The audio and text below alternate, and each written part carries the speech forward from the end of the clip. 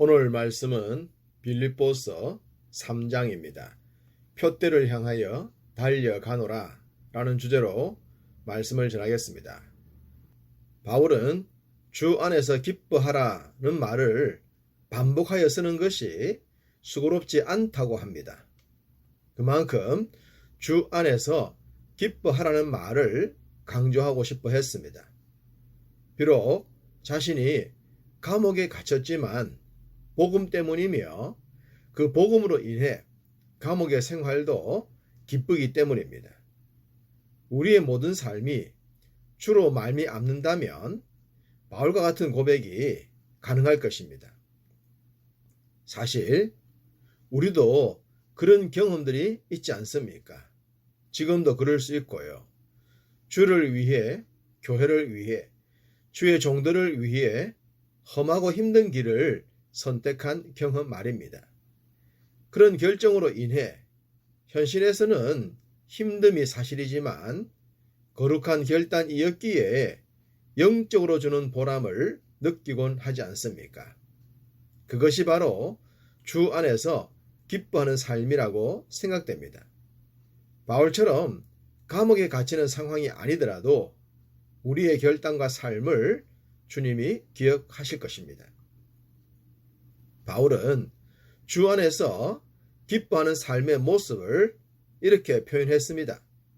3절 하나님의 성령으로 봉사하며 그리스도 예수로 자랑하고 육체를 신뢰하지 아니하는 우리가 곧 할례파라. 봉사하는 삶, 예수를 자랑하는 삶, 육체를 신뢰하지 않는 삶이라고 합니다. 여기서 육체를 신뢰하지 않는다는 것은 눈에 보이는 것을 자랑하거나 삶의 우선순위를 물질적인 것에 두지 않는다는 것이겠죠. 사실 대부분의 세상 사람들은 이것을 우선순위에 두지만 말입니다. 바울은 세상적으로 보면 자랑할 만한 것이 많았습니다. 5절과 6절에 8일 만에 할례, 율법의 사람이란 뜻이죠. 베냐민 지파, 최초의 왕을 배출한 명문가 집안이죠. 히브리인 중에 히브리인, 정통 유대인을 말합니다. 바리새파, 이스라엘의 선생들을 말하죠. 교회를 박해한 자, 당시 유대 사회의 주류를 의미하죠. 율법으로 흠 없는 자, 자칭 의인이라 하겠습니다. 거기에 로마 시민권과 가말리엘 문화생이라고 하는 것을 더할 수 있습니다. 이 정도의 배경과 스펙이라면 속된 말로 자랑할 만하지 않습니까? 그렇지만 바울은 그런 것들을 자랑하지 않았다고 합니다. 반면 감옥에 갇힌 것이 주 안에서 기쁘다고 했죠. 믿음이 없는 사람이라면 절대로 바울의 말을 이해하지 못할 것입니다. 그러나 영적인 가치관이 확실하다면 이런 고백에 아멘 하는 수준에 머물지 않을 것입니다. 우리도 세상에서 경험할 수 없는 기쁨을 주 안에서 맛보고 있다고 고백하게 될 줄로 믿습니다. 사람의 가치 기준은 무엇이 더 중요하고 옳은 것인가를 알 때에 변하게 됩니다. 소위 자신이 중요하다고 생각하는 가치관을 따라 살아가는 것을 말하죠. 바울은 그리스도를 만나기 전까지 바리새파의 가르침을 진리로 여겼습니다. 율법적으로는 흠이 없는 자라 했던 고백에서 알 수 있듯이 말입니다. 그랬던 바울이 그리스도를 인격적으로 만나고 난 뒤 그의 가치관이 바뀝니다. 8절에 예수 그리스도를 아는 지식이 가장 고상하고 그 외의 것은 배설물로 여긴다고 했습니다. 바울은 당시 세계 공용어인 헬라어에 능통했습니다. 그렇다면 헬라 문화와 관련된 공부도 했다는 말이지 않겠습니까? 자신들의 전통인 유대 사회의 율법에 능통했고 세계사의 흐름에 발맞추어 세상적인 지식에도 능한 사람이었습니다. 그가 헬라에서 당시 세계적인 두 철학파인 스토아 학파와 에피큐리안 학파와 학자들과의 논쟁에서도 이겼지 않습니까? 그 정도로 세상 학문에서도 앞선 사람이었습니다. 그렇게 머리에 지식이 꽉 찬 사람인데 그리스도를 만나고 난 뒤에 바뀝니다. 그리스도를 아는 지식이 가장 고상하다고 하면서 말입니다.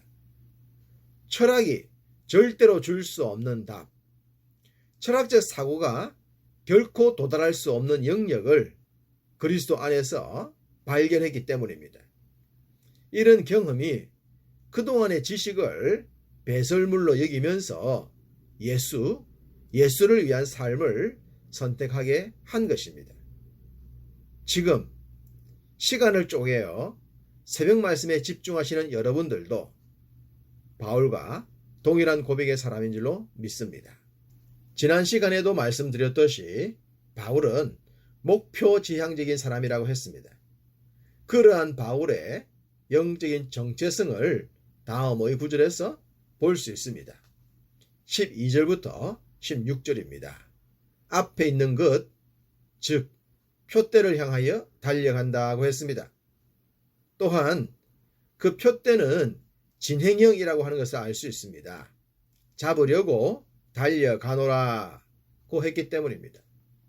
비록 자신이 이루어 놓은 일들이 많겠지만 그 모든 것은 잊어버리고 앞으로 해야 할 일을 위해서 전진한다고 했습니다. 결코 멈추지 않는 전진하는 삶의 전형적인 모습이라고 하겠습니다. 사람들의 삶에 문제가 생길 때는 전진하지 않고 멈추거나 퇴진할 때입니다. 안주하려고 하고 만족하려고 하고 변화를 싫어합니다. 그러다 보면 자신이 이룬 것들조차도 상실해버리는 경우가 많죠. 그러나 바울은 달랐습니다. 주님이 부르시는 그날까지 자신에게 부여된 사명에 최선을 다했습니다. 그랬기 때문에 그의 마지막 서신인 디모데후서에서 생의 마지막 순간을 장엄하고도 아름답게 고백할 수 있었던 것입니다.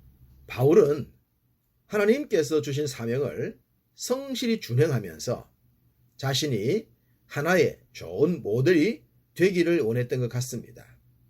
17절 형제들아 너희는 함께 나를 본받으라. 그리고 너희가 우리를 본받은 것처럼 그와 같이 행하는 자들을 눈여겨보라. 나를 본받으라. 이런 말은 쉽게 할 수 있는 것이 아닙니다. 무엇보다 가장 가까이 있는 자들에게 이런 말을 하기란 더더욱 어렵습니다. 그렇지만 바울은 당당하게 고백했습니다. 그러면서 나뿐만 아니라 나와 동일한 길 걷는 자들을 유의하여 보라고 합니다. 왜 그랬을까요?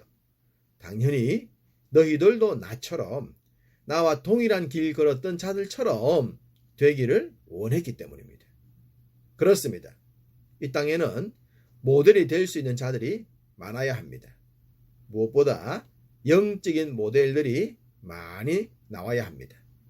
만약 우리가 바울처럼 고백하기 위한 삶의 목표가 있다면 우리의 삶은 분명 달라지게 될 것입니다.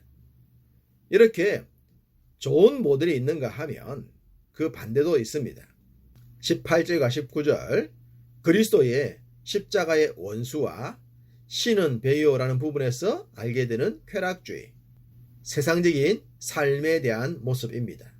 십자가와 원수란 바울이 그리스도를 만나기 전의 상태이지 않겠습니까? 혈기가 왕성하고 자기 우월주의에 심취하며 자기가 옳다고 생각하는 기준에 맞지 않으면 가차없이 제거하는 모습 말입니다. 한마디로 무서운 사람이죠. 그렇기에 이들은 결코 좋은 모델이 될 수 없습니다. 오히려 부끄러움이요 수치죠. 분명 이 세상에서 엄청 인기를 끄는 것 같았으나 잊혀진 추억의 인물처럼 되고 맙니다. 그래서 말년이 더욱 쓸쓸할 수밖에 없는 자들이 되고 마는 것입니다. 우리 믿음 생활의 결론이 좋은 모델, 그렇게 되지 않을 수도 있습니다. 자신의 신앙만 성실히 지킨 그런 자가 될 수도 있습니다. 그렇지만 그런 자들도 하나님은 귀하게 여기십니다. 20절, 우리의 시민권은 하늘에 있는지라 거기로부터 구원하는 자, 곧 주 예수 그리스도를 기다린다고 했죠. 바울은 천국 시민권의 축복을 누렸기에 로마 시민권을 배설물로 여길 수 있었던 것입니다. 마라나타, 아멘, 주 예수여 오시옵소서. 초대교회 성도들의 고백일 뿐 아니라 우리의 고백인 줄 믿습니다. 이 고백을 따라 믿음의 표대를 향해 달리심으로 모두가 승리자의 반열에 우뚝 세움 받으시기를 주님의 이름으로 축복합니다.